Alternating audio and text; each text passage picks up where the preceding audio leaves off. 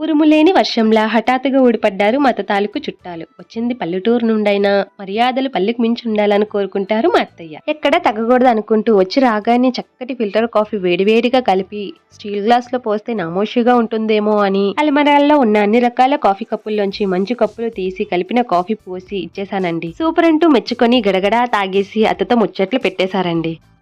బయట వాతావరణం చల్లగా ఉండడంతో వేడివేడిగా ఏదైనా కొత్త రకం వంట చేసి పెడదామని మైండ్లో ఫిక్స్ అయిపోయి గబగబా వంటింట్లోకి పరిగెత్తి చకచకా చాకుతో కంటికి కనిపించిన క్యాబేజ్ క్యారెట్ ని తరిగి నోటికి కమ్మగా తగలాలని అన్ని రకాల పొడులు వేసి కరకరలాడాలని పిండిని కలిపేశానండి. మా బుడ్డోడు ఆడుకునే గోలికాయ అంత సైజు బాల్స్ చేసేసి నూనెలో పడేసి వేయించేశానండి. ఇంకాస్త రుచి పెంచడానికి టమాటోతో చేసిన సాస్లన్నీ కలిపేసి వేడివేడిగా పెట్టేశానండి. ఇంకంతే. పల్లెటూరు నుండి వచ్చిన వాళ్ళకి పకోడీ గురించి తప్ప ఇలా క్యాబేజ్ మంచూరియన్ గురించి తెలియదు కదా. కోడలు ప్రేమతో ఎంత బాగా చేసి వండి పెట్టిందా అని ప్లేట్లో పచ్చిమిరపకాయ కూడా మిగిల్చుకుంటే